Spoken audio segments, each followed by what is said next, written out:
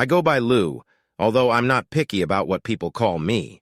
I'm Louis Potter, married to Ruby for 4 years now.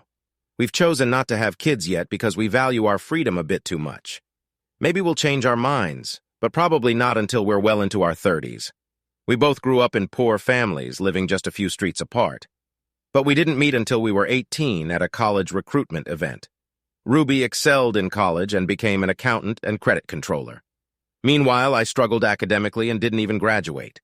However, I have a strong work ethic and a talent for business. At 15, I started working as a cleaner in local stores and offices. By 18, I was managing 30 employees and had contracts with several big companies in town. Ruby was job hunting and I needed more staff. When she approached my table at the event, she handed me her resume and said, "I'm not looking for a cleaning job, but maybe you'd like my phone number." I called her before she even reached the next table and asked her out to dinner the next evening. 4 years later, we tied the knot. Thanks to the event, Ruby landed a job in the purchasing department of an engineering firm, starting from the bottom rung. After 8 years, she ascended to head both the purchasing and credit control departments. Consequently, we enjoyed a comfortable lifestyle on dual incomes without children. Meanwhile, my business flourished, becoming the city's largest office and store cleaning company after acquiring 2 competitors. Typically, cleaners and security guards are the first to notice unusual occurrences in offices, sparking conversation among staff. Around 4 months ago, while at my desk, my secretary informed me of a man waiting to see me in the reception area. She handed me his business card, which read, "Raw 7's Private Detective." I instructed her to bring him in. Upon his arrival, I greeted Mr. Evans, offering a handshake and inquired about his purpose. After exchanging pleasantries, he took a seat, smiling. "Before we dive in, could I snag some coffee?" "I haven't had a drop all day and I'm dying for a cup," he requested. I empathized completely. It seems like caffeine is a lifeline for most business owners. My secretary didn't need a second invitation. She fetched 2 mugs from the office coffee machine with milk and sugar already on the table, but neither of us reached for them. After some initial chit-chat, I steered the conversation to the matter at hand.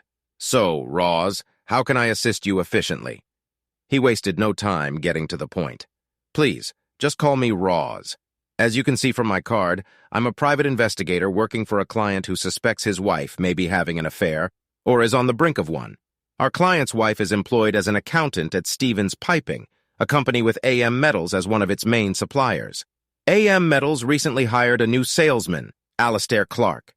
Clark is known for pursuing married women. He's been whining and dining my client's wife, sending flowers, late-night texts, the works. It's all very typical until now, but now he's pushing for an overnight rendezvous.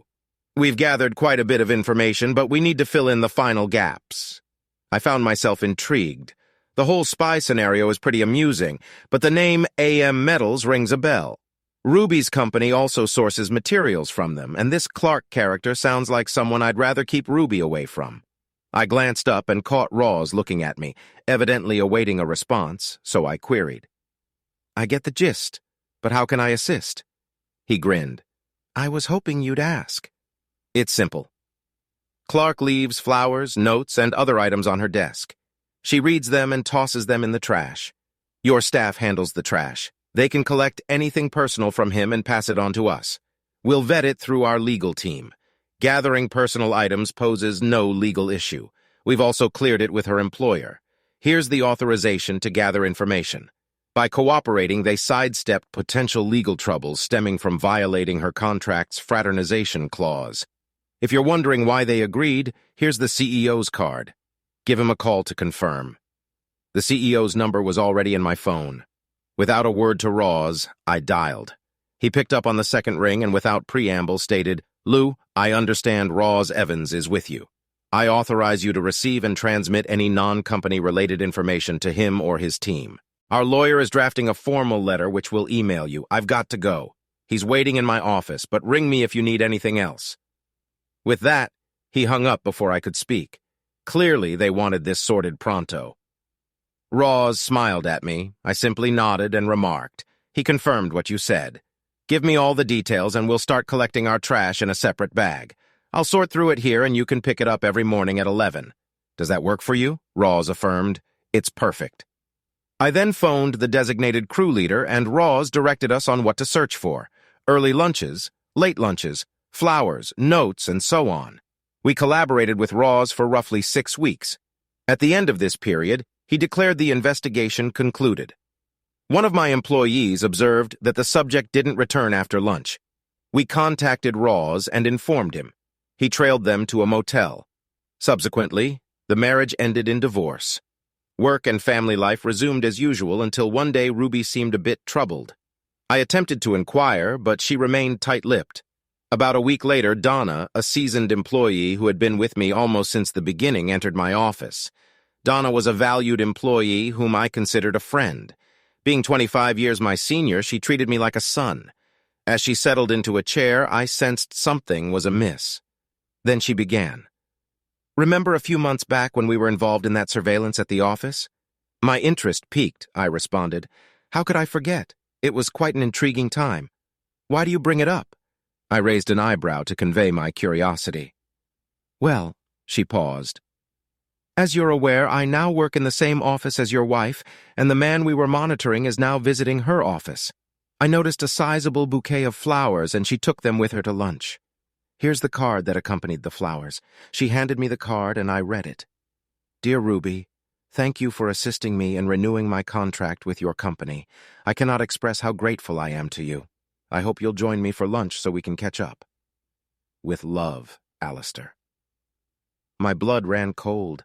The language on the card strongly implied that this wasn't their first personal interaction, and their relationship was dangerously close to crossing marital boundaries. I recalled from Ross that this individual was persistent and successful in pursuing married women, and my wife was now a target.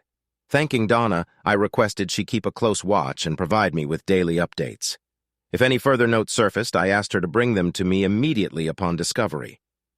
Without hesitation, I picked up the phone and dialed Ross's number. He picked up on the third ring. "Hello, Lou. How can I assist you?" I wasted no time relaying Donna's report. "A staffer just briefed me. She used to handle nightly cleanup during your investigation. Once it wrapped up, we reassigned her. Now she's in my wife's office. Donna informed me that the same Mr. Clark is now making moves on my wife, even taking her out to lunch.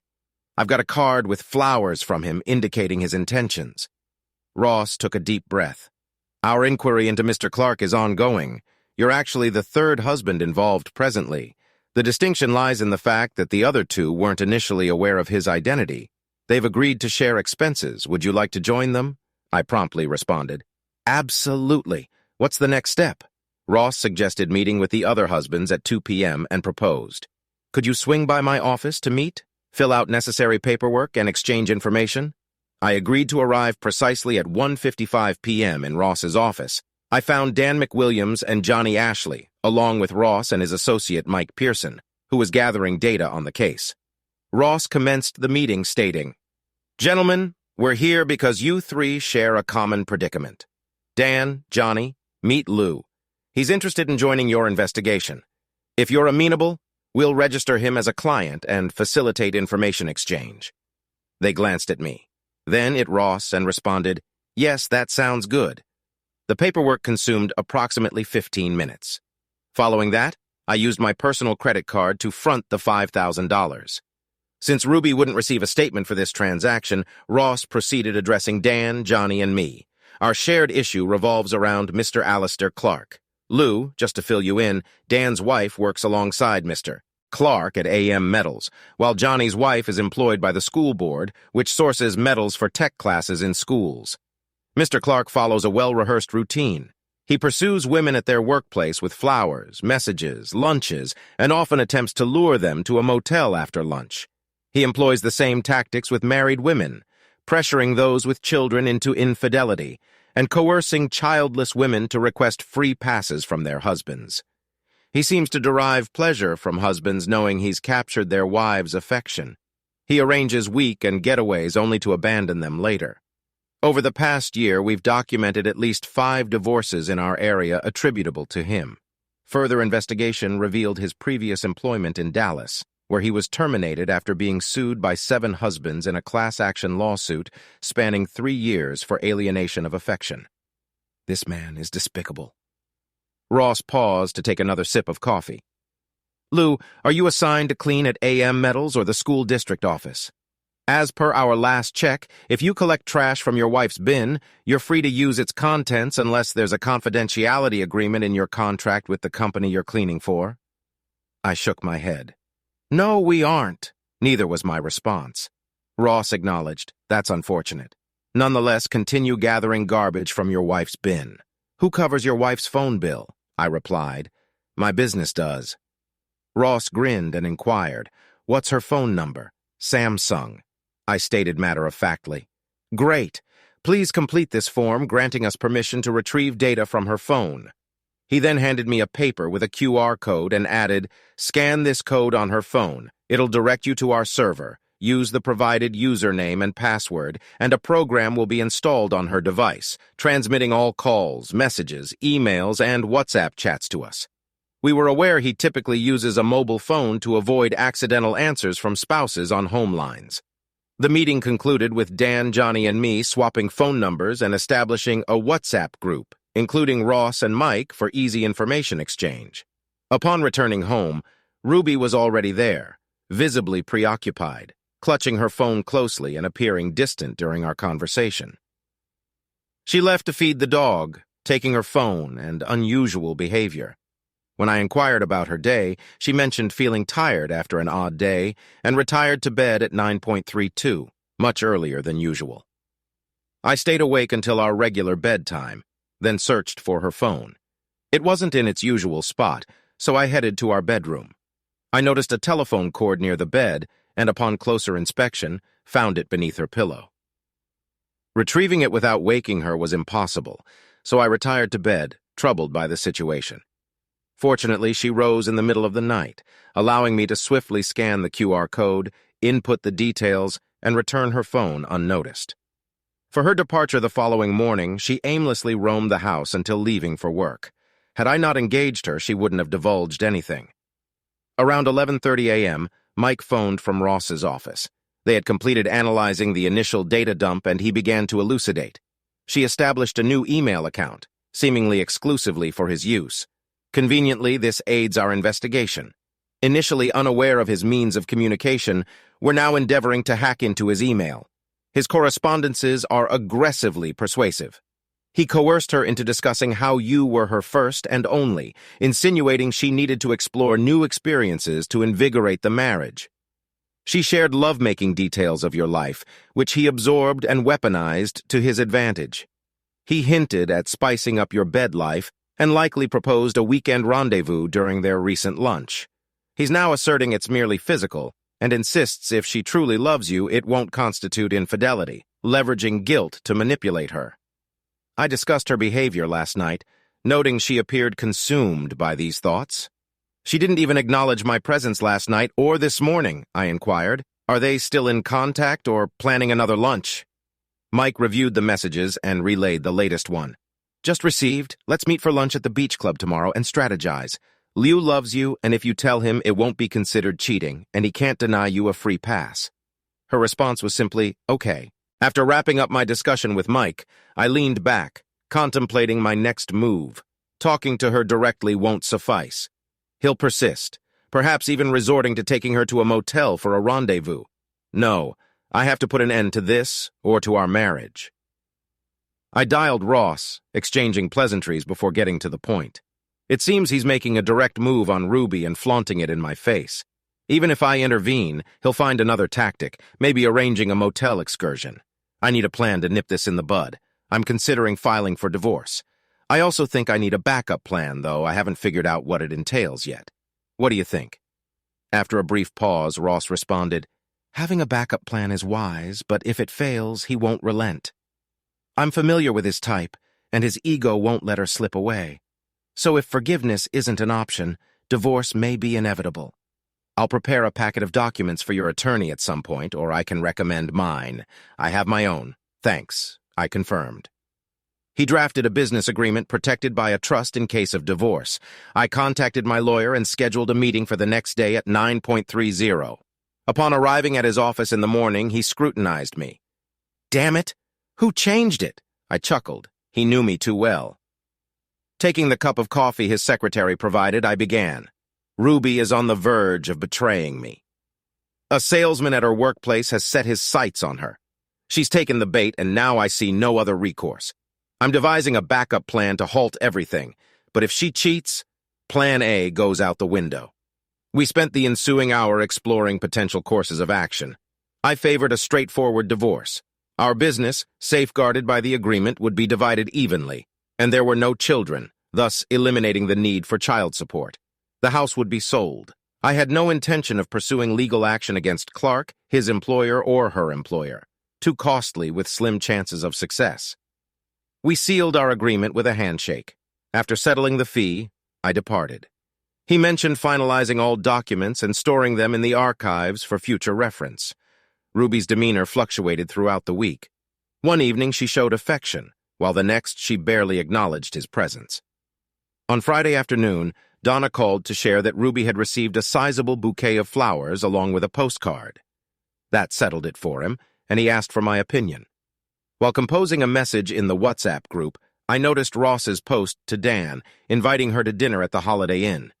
We were aware of his intentions, yet the matter remained unresolved. Urgently, I encouraged Dan to join me, hopeful that he would achieve his objective soon. I longed for a similar resolution in my own situation. I was so preoccupied that I kept dropping things. I messaged the group, informing Mike about the flowers and the message on the card. His response was prompt. "I'll check her email now." Nothing so far. 5 minutes later, my phone rang, and without disconnecting, Mike directed me to check my WhatsApp. Opening the app, I found a document he had sent. It was a confirmation for a hotel reservation at a lakeside spot, approximately 30 miles from the city. The booking was for a double room for the upcoming Friday and Saturday, listing 2 names, Clark and Ruby. Returning to the call, I relayed the grim news. Mike sighed, confirming yes, but the email is even worse. He proceeded to describe the contents as a cheater's guide, authored by Ruby, detailing what to say and do. He promised to forward it to me. As the email landed in my inbox, I read through a series of messages with the subject line "Weekend." It all began around 2 weeks ago when he sent her a link to the same hotel he eventually booked. In these exchanges, he expressed his desire to pamper her and suggested various forms of entertainment. Subsequent emails questioned her thoughts on the matter and lamented my supposed reluctance to fulfill her happiness. In the final message, he outlined the reservation details and provided a script of what to say and do to persuade me. It was essentially a manual for infidelity, advising her to cook a lavish dinner the following Thursday, engage in frequent closeness throughout the week, and assert that it would be purely physical with him, yet enriching. He appealed to her love for him, leaving the decision in her hands. It remained to be seen whether I would buy into it. I needed time to contemplate my next move. The weekend was filled with intense labor. I couldn't divulge my knowledge, but she showed remarkable kindness. We engaged in carnal activity on Friday night, Saturday morning, and Saturday night, continuing into Sunday. She initiated another encounter on Sunday afternoon, and we had a brief encounter on Monday morning. Ross phoned at 3 o'clock on Monday to relay concerning news regarding the email. He informed me that the situation was grim. According to Ross, she messaged Clark, offering a proposition for Thursday night. If Clark declined, she wouldn't proceed. But if he accepted, she would. Ross added that if Clark felt anxious, he should remember that seeking forgiveness is often easier than seeking permission. I expressed gratitude to Ross and requested him to compile a folder containing all relevant documents. He inquired about the presence of love-making photographs, to which I responded affirmatively. I could hear the shuffling of papers as he confirmed the availability of a photograph depicting them kissing, though not passionately. I instructed him to include everything in the folder, with the said photograph serving as the cover page, and to forward the entire package to my attorney. He assured me that he would comply. Following that, I contacted my lawyer, forewarning him about the impending folder delivery. We arranged for its presentation at the hotel on Saturday morning over breakfast. As I remarked to my lawyer, few things induced heartburn quite like a divorce petition. On Monday night, she desired closeness, but I declined, citing an important task to complete. I remained in my office attending to business, finally retiring to bed at 2 a.m. to find her already asleep. Despite the late hour, I slept deeply, awakening at 6 to head to work. Just before she could make advances, a courier delivered the awaited folder. Seated in my office, I perused its contents, noting a discernible seductive undertone. She possessed an unpredictable yet evidently effective allure. Ross provided accounts, albeit without names, of at least 7 marriages he had dismantled in the past 18 months. Additionally, a note from Dan detailed a distressing incident at the Holiday Inn involving his wife, Clark, and himself. Dan's wife fled in tears, prompting Ross to intervene and escort Dan home. The couple commenced counseling in an effort to salvage their marriage, especially considering their 3 young children. This interim solution provided them with a reprieve, particularly since Dan's wife had resigned, leaving Clark unemployed. As I immersed myself in the folder's contents, my secretary entered, her gaze unwavering. Overcome with emotion, I divulged the entirety of the situation. Upon hearing my account, she inquired about my plans. For the first time, a smile graced my lips, recognizing her not merely as a secretary, but as a friend offering support. I also noticed an aspect of her I hadn't previously observed, her undeniable allure. In response to her supportive gesture, she returned my smile. I instructed, prepare for divorce. If she departs with him on Friday, she'll file at the hotel on Saturday, no second chances. I've been trying to devise a plan B to halt her, but my mind's too foggy for ideas. My secretary, who I formally addressed as Miss Atwood, but who preferred Kathy, grinned mischievously and quoted, "What's good for the goose is good for the gander," she suggested. "Why not have your own weekend with your dream girl?" I couldn't resist smiling back, asking, "And who might that be?" Though I already knew the answer, she replied, "With me, of course. Your loyal secretary is urging you to clear your mind. It's strictly about physical release, unrelated to your marriage. Use this letter as a guide and send it to her before she does the same to you." The plan was simple yet effective, compelling Ruby to face her betrayal. Tuesday night, I made love to my wife devoid of emotion, tough to do. Wednesday morning, neither of us desired a quick encounter. By Wednesday evening, tensions eased slightly, but only slightly. Thursday morning, as I left the house, Ruby awoke, shouting about dinner, but I intentionally ignored her.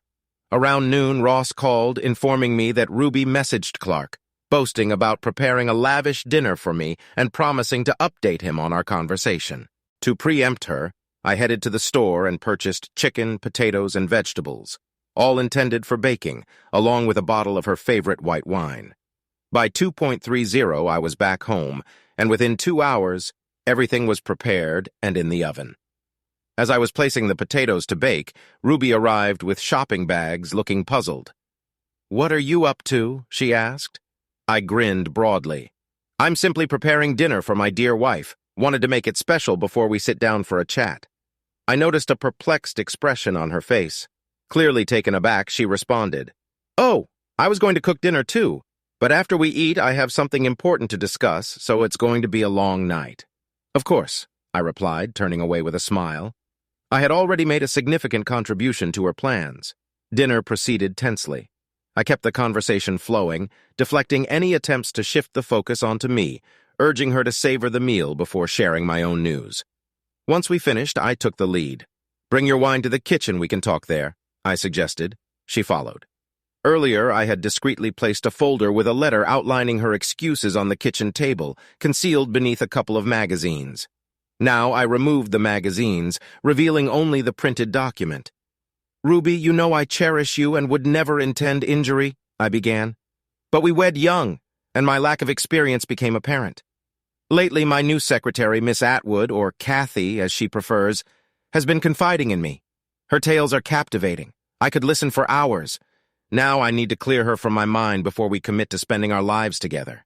I've arranged a hotel stay with her for the weekend. It'll be purely physical, a chance for me to blow off steam and pick up some new techniques to try out with you later. It doesn't affect my love for you or our marriage. I'm telling you beforehand so it won't be seen as betrayal. I trust your love for me enough to allow me this one weekend outside of our marriage, knowing it won't impact us." Ruby's face flushed crimson, on the verge of exploding. She declared over my dead body, "And I want this woman gone by Monday morning or we're finished." Her reaction eased my tension, and I erupted into laughter, remarking on her expression. It was priceless. Then realization hit her. Every response she planned to give me, I had already anticipated. I closed the folder and handed it to her, revealing a photo of her kissing clerk on the cover. Her complexion turned ash-in as she whispered, "You knew and you played me." I smiled. Yes, I did. Her reaction is exactly what mine would have been if roles were reversed. Unlike you, I didn't book a hotel for us. Unlike you, Miss Atwood and I never shared lunches, kisses, or conversations about love or closeness. My tale was purely fictional. Yours, however, is quite real. As I spoke, she flipped through the folder, realizing the extent of my knowledge, dates, times, photographs, emails, transcripts of calls. Everything was laid bare. She was furious. "You followed me, violated my privacy. How could you?" I remained composed. "That's all there is to it. Time to take action or not. I love you, but you need to understand there's a boundary and you're teetering on it. You got yourself a boyfriend, engaged in an emotional affair, and planned to make it physical. You've humiliated me and jeopardized our marriage in the process. And yet, you're angry at me for trying to intervene. I thought we could work through this, but maybe I'm mistaken." I responded more sorrowful than angry. "What do you mean by humiliating you and wrecking our marriage? I never intended anything like that. It was separate from our marriage." "Obviously," she retorted, citing from the infidelity playbook. "Why should this affect us? Listen to what you're saying." I echoed her words and then pointed out, "You responded to me as if I said the same thing over my dead body. So why is it acceptable for you to cheat, but not for me?" She inhaled deeply as if preparing to speak. I raised my hand and interjected, "There's no such thing as a free pass. If you go with Clark, it's cheating. Even if you inform me beforehand, it won't change the situation." She averted her gaze and murmured, "I can't process this right now. I need to be alone." With those words, she rose abruptly and dashed upstairs, taking the folder with her. I heard the bedroom door shut and the lock engage. I tidied up the house and settled at the table. Plus had provided me with a tablet to access a server displaying all of Ruby's phone activity. I sat down and logged in. She was corresponding with Clark. As I examined her messages, I found her initial letter intriguing. She expressed concern about someone trailing them and having copies of their exchanges. When she got home, her partner had dinner prepared and seemed to know her thoughts, sparking anger within her. Later, he showed me a folder containing all the details, including the reservation. And sure of what to do, Clark didn't see it as a problem. He suggested informing the other person that everything was booked and that they had to follow through, emphasizing their love and questioning the other person's feelings. His desperation was palpable, trying to follow his advice. I faced resistance from my partner, who argued it would embarrass him and jeopardize our marriage. He insisted that even seeking his permission would be considered cheating. Feeling conflicted, I couldn't proceed. Like the potential enjoyment of the weekend, I couldn't risk my future with Lou. Seeing his disappointment, I realized all his efforts and resources had been wasted, and he decided to take a significant risk. She was asked if she thought her husband would divorce her. She replied negatively, expressing doubt that he would find another woman like her. The suggestion was made for her to pack her bag and bring it to work to gauge his reaction. If that failed, they would proceed with the weekend plan, followed by seeking forgiveness on Sunday. Despite recognizing the nonsense, she fell for the suggestion. She concluded that if it seemed like her husband might leave her, she wouldn't proceed with the plan. She planned to see the person the next day. As she started thinking more rationally, he knew how to reassure her. I put away the tablet and started watching TV, though my mind was preoccupied with everything. The decision was made to file for divorce on Saturday, though there was contemplation about postponing it. However, once initiated, there would be no turning back. The decision was made to proceed with the filing the next day, with the intention to demonstrate seriousness in a different manner. I phoned my lawyer and disclosed everything in detail. Hey, I dropped the bomb on her, and Clark informed her that I'd forgive her. She's planning to pack her bag to see how I'll react. I don't want to file for divorce until they have slept together. Is there any way we can demonstrate how serious this is to her? My lawyer was sharp. He suggested we could provide her with a letter containing a preliminary claim. We'll simply assert that you're aware she's planning to engage in an illicit affair over the weekend, and if she proceeds, we'll initiate divorce proceedings Saturday morning at the hotel.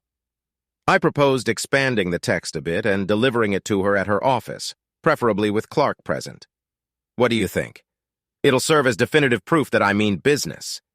She mentioned Clark would pick her up for lunch. I suggested handing her the letter around 11 o'clock, regardless of his presence. Her employer would understand the situation. He's traditional and won't approve of her actions. But what would really upset him is if a process server showed up and caused a scene. About an hour later, the lawyer sent me a draft of the letter, perfectly suited to the circumstances. It detailed all the pertinent information and made it clear that she would be served. On Saturday morning, I sent a response confirming my approval of the plan. I checked the tablet, but there were no further messages between Ruby and Clark, so I retired for the night. I tried to open the bedroom door, assuming it would be locked, but found it unlocked instead. Upon entering, I saw Ruby lying in bed, seemingly expecting a romantic encounter. Her packed bag was positioned against the wall on her side of the bed, catching my attention. Noticing her decision, I commented that she seemed to have chosen a quick rendezvous with Clark over our marriage. Without waiting for a response, I left the room and headed towards the guest room. Despite her pleas as I walked away, I remained silent. Lying on the bed fully clothed, I realized the letters were the work of someone else, and not a true reflection of reality. However, seeing her bag packed for a rendezvous with another man stirred deep emotions and felt like a betrayal. I was overwhelmed by grief and a profound sense of loss, and tears streamed down my face throughout the night. The following morning, I heard Ruby descending the stairs. I retreated into our bedroom to shower and change clothes, only to realize my bag was no longer there. I wondered if she had taken it downstairs, unpacked it, and stowed it away. After showering, I caught a whiff of coffee and bacon, deducing the bag was downstairs. Entering the kitchen, I met her gaze, noting her nervous demeanor. My initial reaction was to encourage her, urging myself not to hold back. I suppose this lavish spread is an attempt to showcase the kind of wife you'll be if you choose to sleep with another man. But it won't sway me. If you go through with this, it's the end for us, I declared, deciding to lay it all out during our conversation. The lawyer and I agreed the divorce papers would be presented to you tomorrow morning at breakfast. Once delivered, there'll be no retracting them. There won't be forgiveness if you return home tonight. We'll commence counseling to rebuild trust and prevent a recurrence. If you leave with him, don't even consider returning. You're not welcome here. Turning to leave, she implored, "Please stay for breakfast. We need to discuss this." I faced her and replied, "We've already had that discussion. Your packed bag suggests persuasion, not dialogue. I won't be having breakfast here. It's time you learn to fend for yourself if you choose to do so. I assume the bag's already in your car." She turned away, confirming my suspicions. Leaving the house in silence, at least she grasped the gravity of her actions. Upon reaching the office, Katie remarked, "You look terrible." I grinned, "And you look as stunning as ever." Before she could inquire further, I stated, "I have no clue how it went." When I presented her with Plan B, she flew into a rage. She insisted on terminating your employment, even going as far as saying only over my dead body. Then she took matters into her own hands. This morning, I packed my weekend bag. At 11, she'll receive a letter from me with a directive. Let's see if this rattles her. As I spoke, Katie brewed coffee. Handing me a cup, she remarked, "I hope she comes to her senses. Surely she can't be so foolish as to think this behavior is acceptable for her, but not for you." I offered a sad smile and settled at the table. The day was unproductive. Shortly after 11, my phone rang. It was Ruby. Through tears, her words were barely comprehensible. "Are you serious? Are you really going to divorce me?" Evidently, she had convinced herself I wouldn't follow through. Without hesitation, I replied, "If you betray me, it's a breach of our agreement. We both know it. You'd divorce me if I cheated, right?" Her answer was barely audible, but it was a firm yes. She coughed. "Will you come home to talk?" she pleaded. "I'll be there in 20 minutes, I stated simply before ending the call. I arrived home first, brewing coffee. The aroma of the bacon she had cooked earlier lingered in the air, so I opened the kitchen window before sitting down to eat. She arrived at the house 10 minutes later. I was already pouring coffee when she entered. Clutching an envelope from the lawyer in one hand and her weekend bag slung over her shoulder, she dropped her bag at the door and froze. I sensed she wanted to rush toward me, to embrace me, yet hesitated, uncertain if I would welcome it. Carrying the coffee to the table, I gestured for her to join me. My initial inquiry was straightforward. So, are you still planning to go to the hotel? How can you even ask that after sending this? She exclaimed. Of course I'm not going. I love you. I want to be with you. I know you'd never allow it, so everything is canceled. Now, do we need to mend our marriage, or will I still be served? She asked, taking her seat opposite me, chin lowered. Gazing at her, I reached across the table, lifting her chin to meet my eyes. You'll only be served if you show up at the hotel. No hotel, no papers. However, our marriage has been greatly strained, so here's what needs to happen, I explained. First, you'll call Clark in my presence. I want to hear you inform him that everything is off, then you'll disable and delete your personal email for his sake. Afterward, you'll contact your boss, informing him of Clark's actions and requesting that he be barred from your office. Following this, we'll arrange for counseling. We must understand why you were drawn to this, why you thought I'd agree, and how we can rebuild trust, I concluded. First, as I finished, her phone rang. It was Clark. She put it on speaker, and I heard him inquire, "Where are you, Ruby?" "I'm waiting for you at the reception and can't wait any longer." She took a deep breath, exhaling slowly. "Alistair, I'm back home with Lou. Something he did shook me to my core. If I go with you, my marriage will be destroyed. I'm sorry, you're not worth it." "That's why I'm not going," she explained. His rage was unparalleled. "You're a foolish cow. Do you know how much effort, time, and money I've invested in you? And now you're leaving. When the weakling behaves like an offended child, you're just a powerhouse." "Screw you!" he spat out before hanging up. For the first time, Ruby saw him for who he truly was, a slime ball. Deactivating and deleting the mailbox proved more challenging than anticipated, but it was accomplished within an hour. By the time we finished, her boss and the HR manager were at our door. Each HR manager, Mervyn Woods, began by saying, "Ruby, we're aware of what transpired today." To say we're displeased as an understatement. However, we're here to offer you a chance to retain your job. Now please tell me what happened. She took a tissue to dab her eye before speaking. As you know, about 3 months ago, our account was assigned to a new AM metal sales agent, Alistair Clark. Previously, I managed this account, and he used to come to me almost daily. Initially, I didn't notice, but he started flirting with me, complimenting my attack and my entire hairstyle and even my smile. Gradually, he began commenting on my physique, discussing my figure and appearance. I fell for it and started dressing more provocatively. He sent gifts like flowers and chocolates, then invited me to dinner. Foolishly, I accepted. And during the dinner, he delved into personal questions about my life, my husband, and eventually, my bed life. He began belittling my husband, claiming he was unworthy of me. It was a gradual process, wearing me down bit by bit. He proposed a weekend getaway, but luckily Lou intervened. He handed me a letter stating he was divorcing me, which snapped me out of it. I informed Alistair I wouldn't go, and that Lou and I were devising a plan to salvage our marriage. I intended to report the incident formally, so I'm grateful you're here. Woods glanced at the CEO, who nodded before addressing Ruby. Well, Ruby, we appreciate your honesty. Yes, it was a significant error, and you're fortunate to retain your job. We have issues with the quality of AM Metals products, so we'll be closing his account. Consequently, Clark will be permanently removed from the office. Therefore, no further action will be taken against you. However, if anything similar happens again, you'll be dismissed. Is that clear? Ruby nodded meekly. Yes. They bid us farewell and departed. After their departure, we had lunch, and then began searching for a consultant. Fortunately, locating one proved relatively simple. We placed a call and scheduled an appointment. The consultant agreed to meet with us the following day, which was Saturday. The time was set. Seated, we exchanged glances. After about 10 seconds, I approached Ruby, took her hand, and led her to bed. We made love. Later, we retired to bed, and I drifted off to sleep with my head resting on her chest. I woke up around 5 a.m., and we shared a tender, love-making moment, perhaps the first since she encountered Clark. The consultations proved fruitful. Ruby recognized that Clark had exploited her fear of our lives becoming dull and routine. She also realized that she had unwittingly provided him with the information he needed to manipulate her. As for myself, I came to understand that for him it was all just a game, and I grew to appreciate the richness of our life together. We didn't require anyone else to guide us.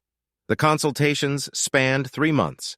4 years later, we're still blissfully content. Additionally, Ruby is expecting our first child. As for Mr. Clark, he suffered a nasty fall at our local shopping center while descending the stairs to the parking lot. The circumstances surrounding the incident remain a mystery, but there were at least 5 husbands at the mall that day who harbored ill feelings towards him. Dressed uniformly in black attire and baseball caps, we gathered at the scene. We all shuffled seats, making it impossible to discern who was present at the table and who wasn't. Despite the police's attempts to separate us, none of us revealed any information. I'm certain one of us was responsible. I swear.